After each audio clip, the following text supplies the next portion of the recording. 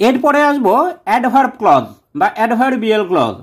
Adverb clause যখন dependent ক্লজটি অ্যাডভার্বের মতো কাজ করে তাকে অ্যাডভার্বিয়াল ক্লজ বা অ্যাডভার্ব ক্লজ বলে। অর্থাৎ যখন ডিপেন্ডেন্ট ক্লজ বা সাবঅর্ডিনেট ক্লজটি অ্যাডভার্বের মতো কাজ করে, অ্যাডভার্বের মতো যখন কাজ করে তখন তাকে অ্যাডভার্বিয়াল ক্লজ বলে। আমরা পার্টস অফ স্পিচে অ্যাডভার্ব পড়েছিলাম। অ্যাডভার্বের কাজ কি? অ্যাডভার্ব সাধারণত ভার্ব বা অ্যাডজেক্টিভ সম্বন্ধে বিশেষ কিছু বলে। ভার্ব বা অ্যাডজেক্টিভকে যে কোয়ালিফাই করে বা বিশেষিত করে তাকেই আমরা বলি অ্যাডভার্ব। অ্যাডভার্বিয়াল ক্লজের কাজ সেই রকমই, অ্যাডভার্বিয়াল ক্লজের কাজও হচ্ছে সেই রকমই। অ্যাডভার্বিয়াল ক্লজও কি করে? বাক্যে যে ভার্ব বা অ্যাডজেক্টিভ থাকে সেই সম্বন্ধে বিশেষ কিছু বলে। সেই বিশেষ কিছু বলাটা বিভিন্ন রকমের হতে পারে। যেমন দেখো, টাইম বা সময়, সময় সম্বন্ধে বলতে পারে। যেমন মেন ক্লজের ফাইনাইট ভার্বকে হোয়েন প্রশ্ন করলে যে ক্লজ উত্তর দেবে সেটাই adverb clause of time. Main ক্লজে যে ফাইনাইট ভার্ব বা সমাপিকা ক্রিয়া আছে তাকে আমি যদি হোয়েন বা কখন প্রশ্ন করি তখন যে ক্লজ উত্তর দেবে বা যে ক্লজ থেকে আমি উত্তরটা পাবো সেটাই হচ্ছে অ্যাডভার্ব ক্লজ অফ টাইম। যেমন when he was a student he went to Kolkata. তাহলে যখন সে ছাত্র ছিল সে কলকাতা গিয়েছিল, তাহলে সে কলকাতা গিয়েছিল এটা হচ্ছে মেন ক্লজ, প্রধান ক্লজ। যখন সে ছাত্র ছিল এটা হচ্ছে ডিপেন্ডেন্ট ক্লজ। এইবার আমি যদি মেইন ক্লজের যে ফাইনাইট ভার্ব অর্থাৎ ওয়েন্ট গিয়েছিল একে যদি প্রশ্ন করি হোয়েন, তখন আমি উত্তর পাবো যখন সে ছাত্র ছিল, অর্থাৎ when he was a student, যখন সে ছাত্র ছিল।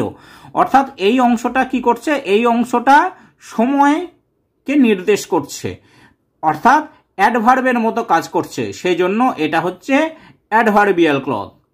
তারপরের উদাহরণটা দেখো, as soon as he heard the news he fainted. যখনই সে খবরটা পেল সে অজ্ঞান হয়ে গেল। হি ফেইন্টেড, সে অজ্ঞান হয়ে গেল, এটা হচ্ছে মেন ক্লজ, প্রধান ক্লজ।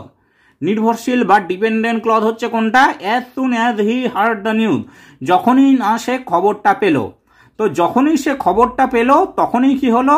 তখনই সে ফেইন্টেড, অজ্ঞান হয়ে গেল। তাহলে ফেইন্টেড এই ফাইনাইট ভার্বকে আমি যদি প্রশ্ন করি হোয়েন, তাহলে আমি উত্তর পাবো as soon as he heard the news, যখনই সে খবরটা পেল। এই সাবঅর্ডিনেট ক্লজ বা ডিপেন্ডেন্ট ক্লজ আমাকে উত্তরটা দেবে। তাহলে এই ক্লজটা হচ্ছে অ্যাডভার্ব ক্লজ অফ টাইম। সাধারণত when, হোয়েনেভার, while, as, before, until, till, since, now, as long as soon as, the moment, by the time এইগুলি দিয়ে অ্যাডভার্ব ক্লজ শুরু হয়। তো অ্যাডভার্ব ক্লজ সাধারণত when, হোয়েনেভার, while, as, before, until, till, since, now, as long as soon as, the moment, by the time এইগুলো দিয়ে আমরা শুরু করব। এরপরে আসছে জায়গা বা প্লেস, স্থান। মেন ক্লজের ফাইনাইট ভার্ব বা সমাপিকা ক্রিয়াকে যদি হোয়ার দিয়ে প্রশ্ন করি, হোয়ার কোথায় প্রশ্ন করি, তাহলে যে ক্লজ উত্তর দেবে সেটা হচ্ছে অ্যাডভার্ব ক্লজ অফ প্লেস, সেটাই হচ্ছে অ্যাডভার্ব ক্লজ অফ প্লেস। যেমন দেখো, কিপ দ্য মোবাইল, মোবাইলটা রাখো, হোয়ার ইট ওয়াজ লাইং, যেটা ওখানে আছে, অর্থাৎ যেটা মোবাইলটা রাখো যেটা ওখানে আছে। তাহলে কিপ দ্য মোবাইল, মোবাইলটা রাখো, অর্থাৎ এটা হচ্ছে প্রধান clause, main clause. Keep the mobile এটা main clause. Where it was lying, যেটা ওখানে আছে, যেটা ওখানে আছে এটা হচ্ছে ডিপেন্ডেন্ট ক্লজ বা সাবঅর্ডিনেট ক্লজ। এইবার এই ক্লজের কাজটা কিরকম? এই ক্লজের কাজটা হচ্ছে যেটা ভার্বের ফাইনাইট ভার্ব যেটা আছে মেন ক্লজের, ফাইনাইট ভার্বের একটা জায়গা বা স্থান সম্বন্ধে নির্দেশিত করছে। বা আমি যদি ফাইনাইট ভার্বকে জিজ্ঞেস করি হোয়ার, মোবাইলটা কোথায়, ওটা যেখানে আছে, অর্থাৎ ওটার প্লেস সম্বন্ধে নির্দেশিত করছে। তো হোয়ার ইট ওয়াজ লাইং এটা হচ্ছে adverb clause of place. Wherever he went he got respect, তিনি যেখানেই যান তিনি সেখানে সম্মান পান। হি গট রেসপেক্ট, তিনি সম্মান পান। এটা হচ্ছে মেন ক্লজ, প্রধান ক্লজ। সাবঅর্ডিনেট ক্লজ হচ্ছে হোয়ার এভার হি ওয়েন্ট, যেখানেই তিনি যান। তাহলে যেখানেই তিনি যান, তাহলে এখানে আমরা গট এই ফাইনাইট ভার্ব বা ক্রিয়াকে যদি প্রশ্ন করি হোয়ার, কোথায় যান, হোয়ার এভার হি ওয়েন্ট, যেখানেই তিনি যান, তাহলে সাবঅর্ডিনেট ক্লজটা কি করছে, সাবঅর্ডিনেট ক্লজটা ফাইনাইট ভার্বের একটা জায়গা বা প্লেস সম্বন্ধে আইডিয়া দিচ্ছে। সেই জন্য সাবঅর্ডিনেট ক্লজটা হচ্ছে অ্যাডভার্ব ক্লজ অফ প্লেস। সাধারণত এই ক্লজ হোয়ার বা হোয়ার এভার দিয়ে শুরু হয়। এবার দেখো কজ অফ রিজন, কারণ বোঝাতে। মেইন ক্লজের ফাইনাইট ভার্বকে হোয়াই দিয়ে প্রশ্ন করলে অ্যাডভার্ব ক্লজ অফ রিজন উত্তর হয়। মেইন ক্লজের যে ফাইনাইট ভার্ব তাকে আমরা যদি প্রশ্ন করি হোয়াই, কেন, তাহলে যে উত্তর পাবো সেটাই হচ্ছে অ্যাডভার্ব ক্লজ অফ রিজন। সাধারণত অ্যাজ, বিকজ, সিন্স, দ্যাট, ঠিক আছে, এইগুলো দিয়ে শুরু হয়। As, because, since, that. যেমন দেখো অ্যাজ আই ওয়াজ ইল, যেহেতু আমি অসুস্থ ছিলাম। I did not go to school, আমি স্কুলে যাইনি। তাহলে I did not go to school এটা হচ্ছে মেন ক্লজ, প্রধান ক্লজ। আমি স্কুলে যাইনি। এবার আমি স্কুলে যাইনি, গো, এই ভার্বকে আমি যখন প্রশ্ন করি হোয়াই, তখন আমি উত্তর পাবো অ্যাজ আই ওয়াজ ইল, যখন আমি অসুস্থ ছিলাম, যেহেতু আমি অসুস্থ ছিলাম। তাহলে যেহেতু আমি অসুস্থ ছিলাম এটা হচ্ছে ডিপেন্ডেন্ট ক্লজ বা সাবঅর্ডিনেট ক্লজ, এবং এটা কি করছে, এটা ফাইনাইট ভার্বের ওকে হোয়াই দিয়ে প্রশ্ন করলে যে উত্তর পাচ্ছি সেই উত্তরটা হচ্ছে dependent clause, as I was ill. তো সেই জন্য এটা হচ্ছে অ্যাডভার্ব ক্লজ অফ রিজন। এবার আরো একটি উদাহরণ দেখো, he got success because he studied hard, সে সাফল্য পেয়েছিল কারণ সে পড়াশোনা করেছিল বা কঠোর পরিশ্রম করেছিল। তাহলে হি গট সাকসেস, সে সাফল্য পেয়েছিল, এটা হচ্ছে মেন ক্লজ বা প্রধান ক্লজ, কারণ সে কঠোর পরিশ্রম করেছিল। তাহলে সে কঠোর পরিশ্রম করেছিল, এটা কি, এটা আমরা যখন মেন ক্লজে যেটা ফাইনাইট ভার্ব গট তাকে যখন প্রশ্ন করছি হোয়াই, হোয়াইকে প্রশ্ন করলে আমরা উত্তর পাচ্ছি বিকজ হি স্টাডিড হার্ড, কারণ সে কঠোর পরিশ্রম করেছিল। তাহলে ডিপেন্ডেন্ট ক্লজটা কি করছে, ডিপেন্ডেন্ট ক্লজটি ফাইনাইট ভার্বের যে হোয়াই প্রশ্ন করলে তার উত্তরটি দিচ্ছে। সেজন্য বিকজ হি স্টাডিড হার্ড এটা হচ্ছে অ্যাডভার্বিয়াল ক্লজ। তারপর কন্ট্রাস্ট বা বৈপরীত্য বোঝাতে, বিপরীত ধর্ম বোঝাতে অ্যাডভার্ব ক্লজ হয়। এটাকে আমরা অ্যাডভার্ব ক্লজ অফ কন্ট্রাস্ট বলে থাকি। অলদো, দো, ইভেন ইফ, ইভেন, এইগুলো দিয়ে অ্যাডভার্ব ক্লজ অফ কন্ট্রাস্ট শুরু হয়। যেমন দো হি ইজ পুয়ার, যদিও সে গরিব, হি ইজ হ্যাপি, সে সুখী। তাহলে হি ইজ হ্যাপি, সে সুখী, এটা হচ্ছে main clause. He is happy এটা হচ্ছে মেন ক্লজ। দো হি ইজ পুয়ার, যদিও সে গরিব, তাহলে যদিও সে গরিব সে হচ্ছে সুখী। তাহলে দো হি ইজ পুয়ার এটা হচ্ছে একটা বৈপরীত্য বা কন্ট্রাস্ট বোঝাচ্ছে। আর এইটা কি, এইটা হচ্ছে ডিপেন্ডেন্ট ক্লজ, এবং এটি হচ্ছে যেহেতু কন্ট্রাস্ট বোঝাচ্ছে মেন ক্লজের সাথে, সেই জন্য এটা হচ্ছে অ্যাডভার্ব ক্লজ অফ কন্ট্রাস্ট। আরো একটি উদাহরণ দেখো, ইভেন ইফ হি ফেল, যদিও সে ফেল করে বা যদিও সে ফেল হয়, he will not give up, সে আশা ছাড়বে না, আশা ত্যাগ করবে না। তাহলে he will not give up, সে আশা ত্যাগ করবে না, এটা হচ্ছে মেন ক্লজ, প্রধান ক্লজ। এর উপর নির্ভরশীল হয়ে আছে ডিপেন্ডেন্ট ক্লজটি, ইভেন ইফ হি ফেল, যদিও সে ফেল হয়। তাহলে যদিও সে ফেল হয় এটা বৈপরীত্য বোঝাচ্ছে, কন্ট্রাস্ট বোঝাচ্ছে মেন ক্লজের সাথে, সেজন্য ইভেন ইফ হি ফেল এটা হচ্ছে অ্যাডভার্বিয়াল ক্লজ অফ কন্ট্রাস্ট। এরপর হচ্ছে পারপাস, পারপাস বা উদ্দেশ্য বোঝাতেও অ্যাডভার্ব ক্লজ অফ পারপাস হয়। এইগুলো সাধারণত that, so that, in order, lest, in case এগুলো দিয়ে শুরু হয়। That, so that, in order that, lest, in case. যেমন দেখো work hard so that you may get success. কঠোর পরিশ্রম করো যাতে তুমি সাফল্য পাও। তাহলে ওয়ার্ক হার্ড,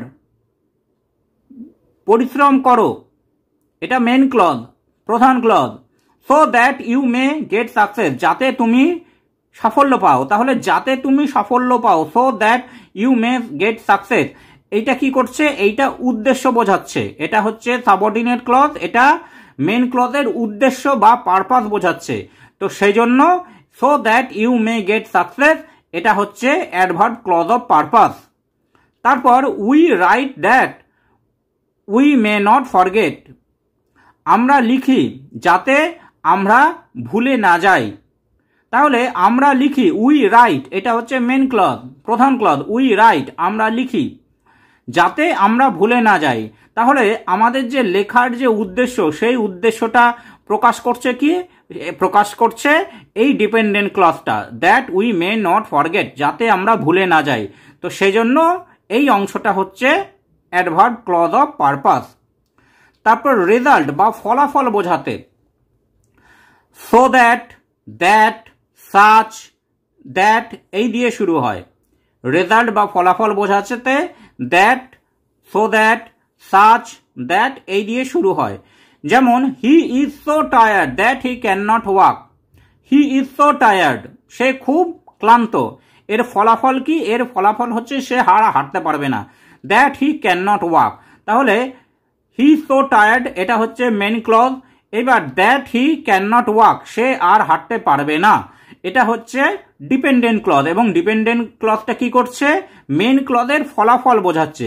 তো সেই জন্য that he can not walk, এটা হচ্ছে adverb clause of result. He is so simple, it is so simple that a child can understand it, এটা এতটাই সোজা যে একটা বাচ্চাও বুঝতে পারবে। ইট ইজ সো সিম্পল, এটা এতটাই সোজা, এটা খুবই সোজা। তো এটা হচ্ছে, এটা এতটাই সোজা, এই অংশটা হচ্ছে main clause. That a child can understand it, যে একটা বাচ্চাও এটা বুঝতে পারবে, এই অংশটা কি করছে? এই অংশটা মেন ক্লজের যে ফলাফল, অর্থাৎ এটা যে কতটা সোজা সেটা বোঝাচ্ছে। তো সেজন্য that a child can understand it, এটা হচ্ছে অ্যাডভার্ব ক্লজ অফ রেজাল্ট। এরপর দেখো কন্ডিশন বা শর্ত। যখন শর্ত বোঝায় তখন আমরা if, unless, whether or, in case, on condition এইগুলো দিয়ে অ্যাডভার্বিয়াল ক্লজ শুরু করব। If, unless, whether or, in case আর হচ্ছে অন কন্ডিশন।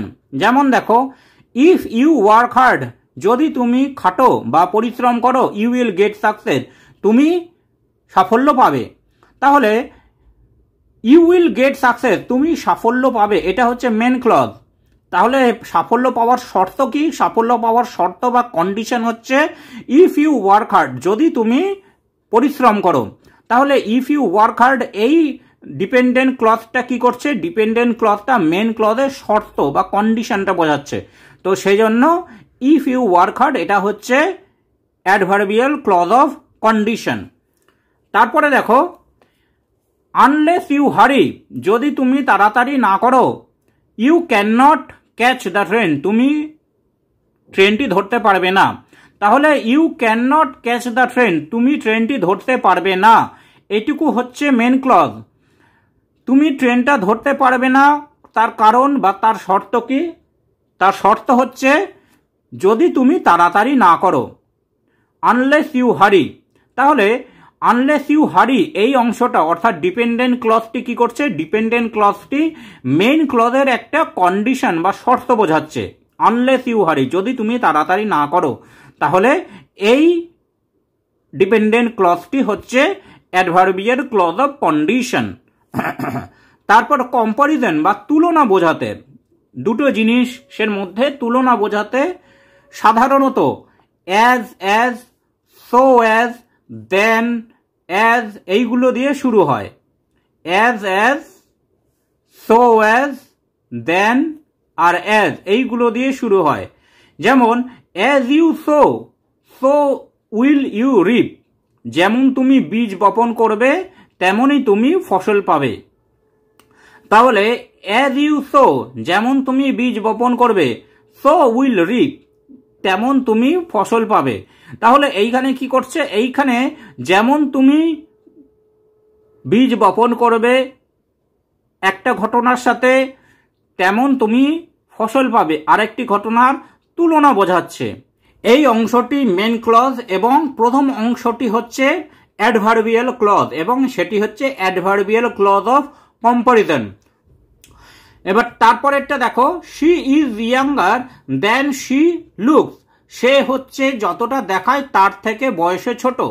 অর্থাৎ শি ইজ ইয়াঙ্গার এটা হচ্ছে main clause, than she looks যত না তাকে দেখায়, তাহলে দেন শি লুকস এটা কি করছে, এটা হচ্ছে শি ইজ ইয়াঙ্গার মেন ক্লজের সাথে একটা তুলনা বোঝাচ্ছে। তো সেই জন্য দেন শি লুকস এটা হচ্ছে অ্যাডভার্বিয়াল ক্লজ অফ কম্পারিজন। এরপরে ম্যানার বা ধরন বোঝাতে এগুলো সাধারণত অ্যাজ, জাস্ট অ্যাজ, অ্যাজ এইগুলো দিয়ে শুরু হয়। যেমন she sings as sweetly as her mother does, সে তার মায়ের মতোই মিষ্টি গান করলো বা সুন্দর গান করলো। তাহলে she sings as sweetly as her mother does, তার মা যত সুন্দর গান করে সেরকমই সুন্দর গান করলো। শি সিংস অ্যাজ সুইটলি এটা হচ্ছে main clause, as her mother does যেমন তার মা করে, তাহলে যেমন তার মা করে এটা হচ্ছে ডিপেন্ডেন্ট ক্লজ এবং এটা কি করছে, এটা মেন ক্লজের ধরন বা ম্যানার বোঝাচ্ছে। তো সেই জন্য এটা হচ্ছে adverbial clause of manner. Do as you please, যেমন তোমার ইচ্ছা তেমন করো, তাহলে ডু এই ভার্বের ম্যানার বা ধরন বোঝাচ্ছে অ্যাজ ইউ প্লিজ, তুমি যেরকম পারো বা তোমার যা ইচ্ছা। অর্থাৎ এই সাবঅর্ডিনেট ক্লজটি ফাইনাইট ভার্বের ম্যানার বোঝাচ্ছে, তো সেই জন্য এটা হচ্ছে অ্যাডভার্বিয়াল ক্লজ অফ ম্যানার। আমরা যতগুলো অ্যাডভার্বিয়াল ক্লজ দেখলাম বা শিখলাম তার মধ্যে হোয়েন, অ্যাজ, দো, although, if, so that, as, because এগুলোই সাধারণত পরীক্ষায় বেশি আসে। Thanks for watching this video. তোমরা ফেসবুক এবং ইমেলে কন্ট্যাক্ট করতে পারো।